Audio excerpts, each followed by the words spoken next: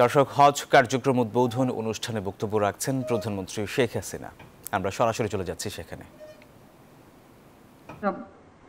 আমাদের মুসলমানদের জন্য এটা অবশ্য কর্তব্য, কিন্তু যারা করতে পারবেন, করবার মতো সংগতি যাদের আছে, সেটাই পবিত্র কোরআন শরীফে সূরা আল ইমরানের 97 নম্বর আয়াতে এটা উল্লেখ করা আছে যে সারা বিশ্বের মুসলমানদের জন্য হজ পালন করা ফরজ যদি এই গৃহ পর্যন্ত পৌঁছা শক্তি ও সামর্থ্য থাকে। তো যাদের শক্তি সামর্থ্য আছে তাদের জন্যই কিন্তু এটা বাধ্যতামূলক।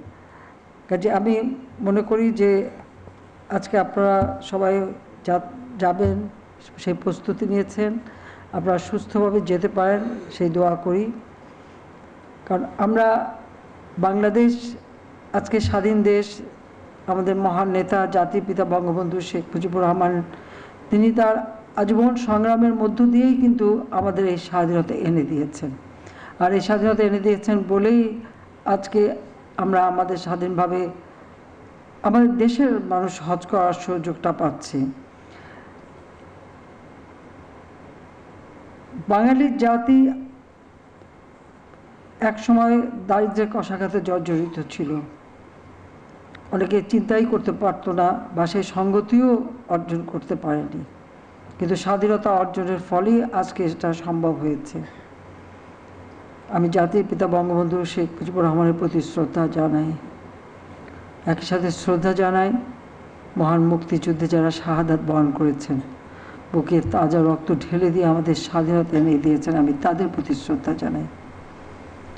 15ই আগস্ট 1975 সাল, আপনারা জানেন যে সেই দিন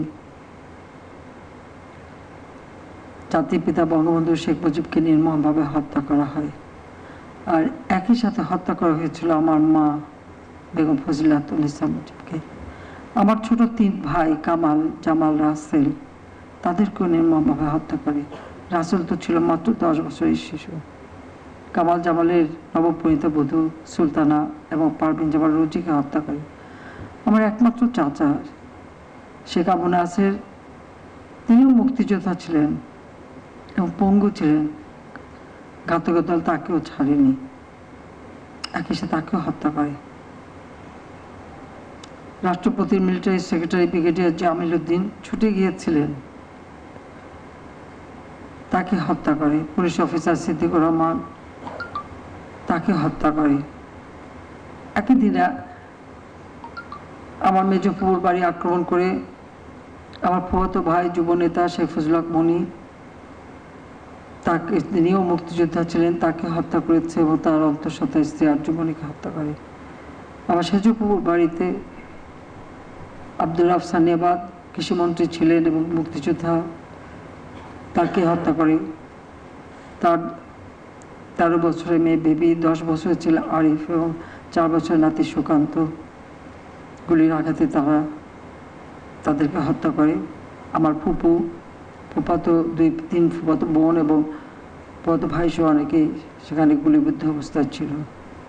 তার 4 বছরের একটা ছোট্ট নাতি সুকান্ত পাবত, তাকেও নির্মমভাবে হত্যা করে।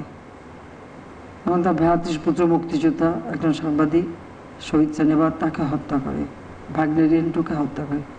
এইভাবে 15ই আগস্টে ঠিক কারবালা ময়দানে যে ঘটনা ঘটেছিল তারই পুনরাবৃত্তি ঘটেছিল এই 15ই আগস্ট। কিন্তু কারবালা ময়দানে অন্তত নারী শিশুদের হত্যা করা হয়নি, কিন্তু বাংলাদেশে 15ই আগস্ট নারী শিশু কেউই রেহাই পায়নি। আমার ছোট বোন আর আমি বিদেশে ছিলাম, ঠিক জানি না আল্লাহর কি সাহায্য ছিল, মাত্র 15 দিন আগে আমরা দেশ ছেড়ে যাই। আমি আমার স্বামীর কর্মস্থল সেখানে গিয়েছিলাম জার্মানিতে, সাথে ছোট বোনকে নিয়ে গিয়েছিলাম।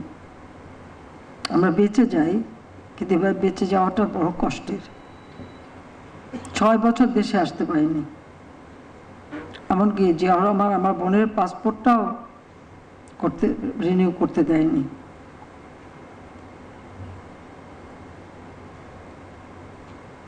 যাক 6 বছর পর আমি দেশে ফিরে আসি। আমি একটা চিন্তা নিয়ে এসেছিলাম, যে দেশ আমার বাবা স্বাধীন করেছেন, এই গরিবের মুখে হাসি ফোটাতে চেয়েছেন, এদেশের মানুষের ভাগ্য পরিবর্তন করতে চেয়েছেন, সেই কাজটাই আমাকে করতে হবে। তা আমি অন্তত এটুকু বলতে পারি যে অন্তত আমি সেই কাজটাই করতে পারছি। তবে আমি বিশ্বাস করি যে বাবা মা ভাই সব হারিয়ে যখন এই দেশে ফিরলাম, আমার তো আসলে কিছুই ছিল, আমার থাকার জায়গা নেই, চলার কোনো গাড়ি নেই, আমি জানি না আমি কিভাবে চলবো, কিন্তু আমি চলে এসেছি। আল্লাহ রাব্বুল আলামিন আমাকে সব রকম সহযোগিতা করেছেন এবং বাংলাদেশের জনগণ আমাকে আপন করে নিয়েছিলেন, এটাই আমার বড় শক্তি। আজকে বাংলাদেশ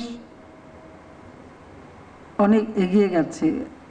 আমার একজন বোন যিনি হজ করতে যাচ্ছেন, তিনি নিজেই বললেন, বা এইমাত্র আরেকজন তিনি বললেন, এখন কত সহজভাবে আপনারা ঘরে বসে হজের সব কাজ সম্পন্ন করতে পারছেন। তো ডিজিটাল বাংলাদেশ গড়ে তুলব 2008-এর নির্বাচনী ইশতেহারে সেই ঘোষণাটা দিয়েছিলাম। আজকে তার সত্যিকার বাস্তবায়ন হয়েছে, আর বাস্তবায়নটা হয়েছে বলেই আজ এই সুযোগটা সকলে পেয়েছেন। আর প্রথমবার যখন সরকার এসেছিলাম, তখন মোবাইল ফোন যাতে সকলের হাতে পৌঁছায় সে ব্যবস্থাটাও করে দিয়েছিলাম। আর এরপর ডিজিটাল বাংলাদেশ করবার জন্য স্যাটেলাইট, বঙ্গবন্ধু 1 উৎক্ষেপণ করা, ব্রডব্যান্ড সমস্ত জায়গায় পৌঁছে দেওয়া, ওয়াইফাই কানেকশন দেওয়া, এসব করার ফলে কিন্তু আজকে এই সহজ পদ্ধতিতে আপনারা হজ করতে যেতে পারেন এবং কাজগুলি ঘরে বসে করতে পারেন, কোনো রকম হয়রানি হতে হয় না। আর তাছাড়া রেজিস্ট্রেশনের ব্যাপারটাও আমরা যাতে সরাসরি অনলাইনে রেজিস্ট্রেশন করা যায় সেই ব্যবস্থাটাও করে দিয়েছি। এবং যারা নিজেরা কম্পিউটার ব্যবহার করবেন না, যেমন প্রত্যেকটা এলাকায় আমরা তো ডিজিটাল সেন্টার তৈরি করে দিয়েছি। এই ডিজিটাল সেন্টারে গেলে সেখানে বসেও কিন্তু রেজিস্ট্রেশন করা করতে পারেন, সেই ব্যবস্থাটাও আমরা করে দিয়েছি সহজভাবে। সেখান থেকে প্রায় 300 রকমের সেবা জনগণকে দেওয়া হচ্ছে। আধুনিক প্রযুক্তি আমাদের জন্য এই সুযোগটা সৃষ্টি করে দিচ্ছে। সেই সাথে সাথে আমি সৌদি বাদশাহ, সেই বাহমানি বাদশাহ এবং সৌদি প্রাইম মিনিস্টার এবং হজের সঙ্গে যারা সংশ্লিষ্ট মন্ত্রী এবং অন্যান্য যারা আছেন, তাদেরকেও আমি ধন্যবাদ জানাই যে তারা যে আমাদেরকে বাংলাদেশের হজ, বাংলাদেশের ব্যাপারে অনেক উদার এবং অনেক সহযোগিতা আমাদের করে যাচ্ছেন। সেজন্য তাদেরকে আমি আন্তরিক ধন্যবাদ জানাচ্ছি, মোবারকবাদ জানাচ্ছি এবং তাদের জন্য আমি দোয়া করি। কারণ আমি 84 সালে প্রথম যখন উমরা করতে যাই এবং এরপরে 85 সালে প্রথম যখন হজ করি, তখন সেই হজের যে মানে অব্যবস্থাপনা, এবং এরপরে যতবার আমি এসেছি, আমি সবসময় আমি যতবারই হজে এসেছি সৌদি বাদশার অতিথি হিসেবেই আমি এসেছি সেই 85 সাল থেকে।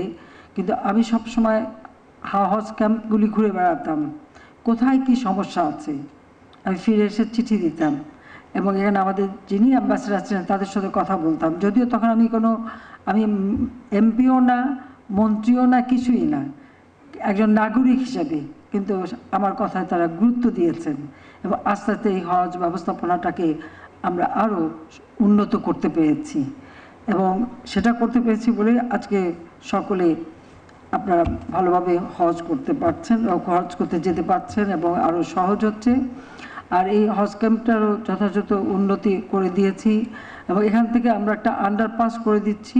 সেটা হচ্ছে এই হজ ক্যাম্প এবং সেই সাথে আমাদের রেল স্টেশন, বিমানবন্দর রেল স্টেশন যেটা আছে, এই রেল স্টেশন এবং হজ ক্যাম্পের সাথে বিমানবন্দরের যোগাযোগটা এটা আন্ডারপাস দিয়েই হবে। খুব সহজে আপনারা পৌঁছে যেতে পারবেন, মালপত্র নিয়ে যাওয়া যাবে সে ব্যবস্থাও করা হচ্ছে।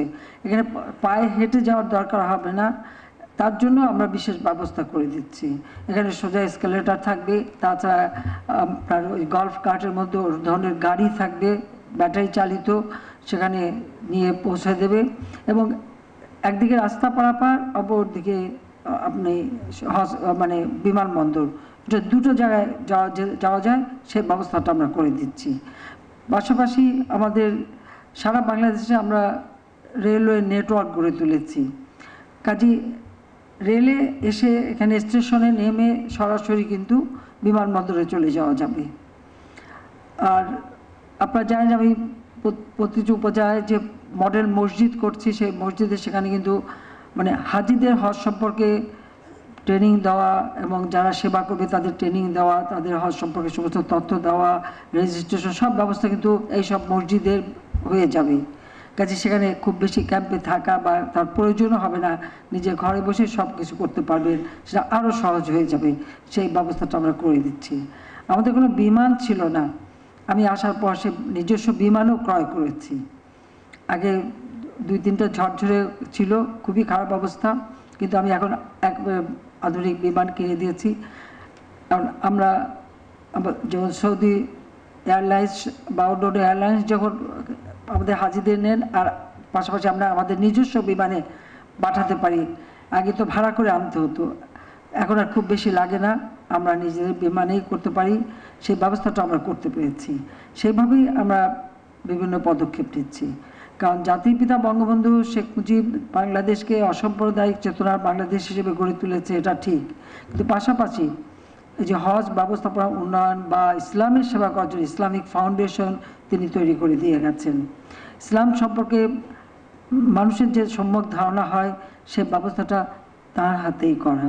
স্বাধীনতার পর মাত্র সময় পেয়েছিলেন মাত্র 3 বছর 7 মাস। এই 3 বছর 7 মাসের মধ্যেই তিনি এই পদক্ষেপ নেন। রেডিও টেলিভিশনে যে তেলাওয়াত করা বা ঈদে মিলাদুন্নবীর ছুটি দেওয়া, সব কিছুই কিন্তু জাতিপিতা করে গেছেন। অর্থাৎ দেশের মানুষের ধর্মীয় অনুভূতিটাকে সম্মান জানিয়ে সকলে যেন সহজভাবে ধর্মটা পালন করতে পারে সেই ব্যবস্থাটাও তিনি করে দিয়ে গেছেন। কাজেই আজকে বাংলাদেশ যতদূর এগিয়েছে আমি মনে করি যে এটা দেশবাসীর সকলের সহযোগিতা পেয়েছি বলে এটা সম্ভব হয়েছে। আমাদের তুরাগ নদীর তীরে জাতিপিতা যে জমি দিয়ে বিশ্ব ইজতেমা, কারণ বিশ্ব ইজতেমা কোন দেশে হবে এটা নিয়ে কিন্তু একটা ভোটাভুটি ছিল, সেখানে বাংলাদেশ জয়ী হয়েছিল বঙ্গবন্ধু শেখ মুজিবের নেতৃত্বে। কাজে আজকে সেটা আমাদের দেশে এবং তিনি জায়গা দিয়ে যান। বায়তুল মোকাররম মসজিদটাকে আরও উন্নত করা তিনি অনেক করে দিয়ে যান। পরবর্তীতে যতটুকু আমি আসার পরে এটা মিনার থেকে শুরু করে শাহান তৈরি করা, আর অনেক বেশি মুসল্লি যাতে নামাজ পড়তে পারে এবং বিশেষ করে মেয়েদের জন্য সেটা করে দিয়েছে। এবং এখানেও কিন্তু সৌদি সরকার সেই সময় আমি যখন প্রথমবার সরকার তখন তারা কিছু অনুদানও দিয়েছিলেন। কাজে সেভাবে আমরা কাজ করেছি। কাজে আমি এটুকু বলবো যে আজকে আমরা হজ ব্যবস্থাপনাকে প্রতিবারই যখনই যারা যাচ্ছেন যে কোনো সমস্যা হচ্ছে সেটাকে আরও উন্নত করার পদক্ষেপ নিচ্ছি। আর এই ক্ষেত্রে সৌদি সরকার সবসময় আমাদেরকে সহযোগিতা করে যাচ্ছে। আমি আপনাদের সবাইকে বলবো যে আপনারা যে যাবেন আপনারা সবাই অবশ্যই আমাদের জন্য দোয়া করবেন, বাংলাদেশের জন্য দোয়া করবেন, বাংলাদেশের মানুষের জন্য দোয়া করবেন, সেই সাথে সারা বিশ্বের মুসলিম উম্মার জন্য দোয়া করবেন। কারণ আপনারা দেখছেন যে প্যালেস্টাইনে কি হচ্ছে, যেভাবে সেখানে গণহত্যা চালানো হচ্ছে, সেখানে নারী পুরুষ ছোট শিশু তাদেরকেও রেহাই দিচ্ছে না। আমি সব সময় যেখানে আমি কথা বলছি আমি আমার কণ্ঠস্বর আমি প্রতিটি জায়গায় এর প্রতিবাদ করে যাচ্ছি। কারণ প্যালেস্টাইন তারা তাদের আরব ভূখণ্ডে তাদের জায়গা তারা পাবে, এটা তাদের অধিকার, এই অধিকার কেউ কেড়ে নিতে পারে না। কাজে সেই অধিকার তাদের দিতে হবে। আজকে যদি আমাদের সকল মুসলিম কান্ট্রিগুলি এক হয়ে একযোগে কাজ করতে পারতো তাহলে আরও আমরা এ ব্যাপারে অনেক অগ্রগামী হতে পারতাম। এবং আমি ওআইসি ভুক্ত দেশগুলির মধ্যে আমি একমাত্র বোন, আমি বলছি যে আমি তো একমাত্র বোন আছি। কাজে আমার এখানে এটাই কথা যে সকলে এক হন এবং এই ধরনের অন্যায় অবিচার যেন আমাদের উপর না হয় সেদিকে তার জন্য সকলে সোচ্চার থাকবেন। তা আপনারা তাদের জন্য দোয়া করবেন। জাতির পিতা বঙ্গবন্ধু শেখ মুজিব 1974 সালে 23শে ফেব্রুয়ারি লাহোরে যখন ওআইসি সম্মেলন হয় সেখানে তিনি গিয়েছিলেন। কারণ সেখানে যাবার শর্ত ছিল যে পাকিস্তান বাংলাদেশকে যদি মানে স্বীকৃতি দেয় তাহলে উনি যেতে পারেন। তো পাকিস্তান দিতে বাধ্য হয়েছিল, কারণ অনেক মুসলিম কান্ট্রি তখন তাদের উপর সেই চাপ দিয়েছিল তখন, এবং বঙ্গবন্ধু সেখানে যান। সেখানে যে বক্তৃতা তিনি দিয়েছিলেন সেখানে তিনি বলেছিলেন, আমি কোট করছি, তিনি বলেছিলেন যে আরব ভাইদের উপর যে নিদারুণ অবিচার হয়েছে অবশ্যই তার অবসান ঘটাতে হবে এবং অন্যায়ভাবে দখলকৃত আরব ভূমি অবশ্যই ছেড়ে দিতে হবে। আমাদের অধিকার পুনঃপ্রতিষ্ঠিত করতে হবে জেরুজালেমের উপর। কাজে এই যে জেরুজালেমে আমাদের মুসলমানদের যে অধিকার, এটা প্রতিষ্ঠা করবার কথা, এটাও কিন্তু জাতির পিতা বঙ্গবন্ধু শেখ মুজিব তার বক্তব্যে বলে যান। কাজে আমরা এটুকু বলবো যে আমরা সবসময় আমাদের দেশের সব ধর্মের মানুষ সমানভাবে ধর্ম পালন করবে। প্রত্যেকের জন্য আমরা কল্যাণ ট্রাস্ট করে দিয়েছি, আমি ইমাম মুয়াজ্জিন কল্যাণ ট্রাস্ট করে দিয়েছি, সেই সাথে হিন্দু, বৌদ্ধ, খ্রিস্টান প্রত্যেকটা ধর্মের জন্য আমি কিন্তু কল্যাণ ট্রাস্ট করে দিয়েছি। তাদের যার যার ধর্ম শেষে পালন করবে। ইসলাম শান্তির ধর্ম, ইসলাম সবসময় সেটাই বিশ্বাস করে। আমাদের নবী করিম সাল্লাল্লাহু আলাইহি ওয়াসাল্লামও আমাদের সেই কথাই বলে গেছেন। কাজে আমরা সেটাই বিশ্বাস করি, কিন্তু সেই সাথে সাথে আমাদের মানে ধর্মীয় অনুভূতিতে আঘাত লাগে এ ধরনের কোনো কাজ যাতে কেউ না করে।